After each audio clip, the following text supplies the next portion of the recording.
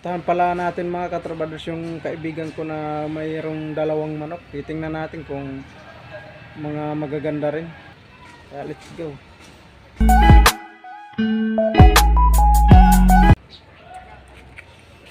Dito tayo sa manukan niya. Dalawang manok. Bala to. Sabi niya sa akin. Yung isa nang doon nakatali sa may flying pin. Pupuntahan natin yun mamaya. Gandang manok din pala na to.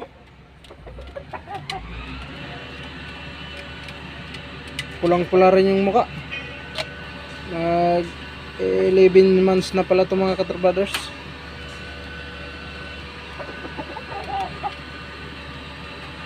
Gandang manok din pala, no?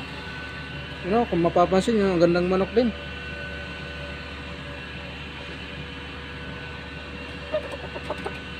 Ito pala yung sinasabi niya na 2 piraso.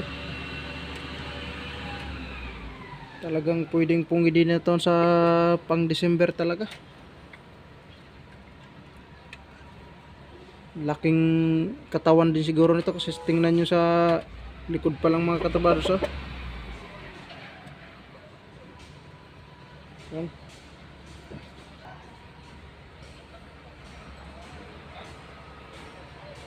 Ang laki ng likod.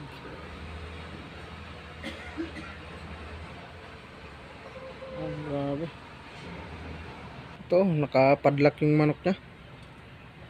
Yan. Talagang safe na safe talaga yung manok niya.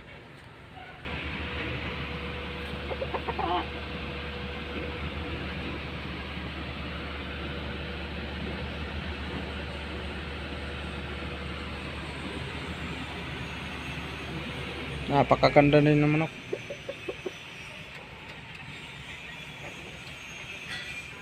Gold talaga siya.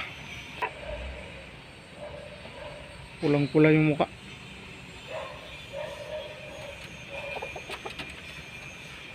Ayan ang maigi mga katuwaders.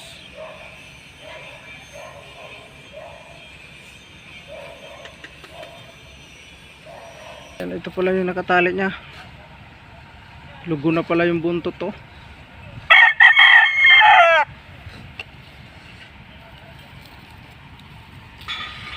Iba na yung itsura. Talagang bawas na yung buntot.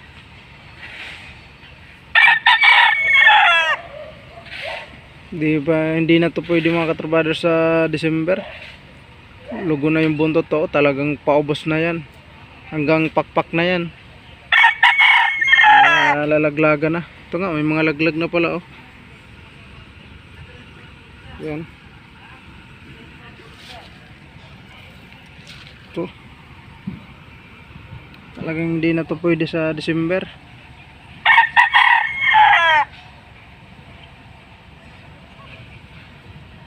Dalusapi na ugbusan. Dalusapi siya na ugbusan. Puti yung kanya. Yung buntot sa taas.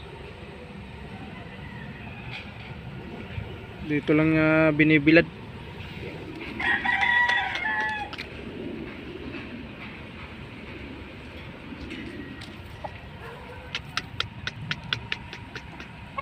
Parang ayaw po magpahawak.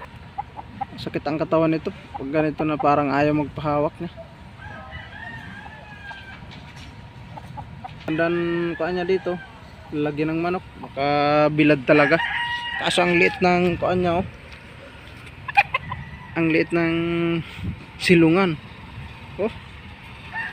Grabe sobra. Kaliit naman. Talagang batak talaga siya dito. Grabe namang silungan na to. Parang pang sisiw to na silungan niya. Dami rin pala mga laglag, oh. Lumalapit siya kasi gutom na yata. Yun, gandang manok din. Yan. Dito talaga niya linalagay sa biladan. Kaso ang liit ng silungan. Talagang batak na batak talaga yung manok dito. Pag ganitong lagayan niya. Yun, oh.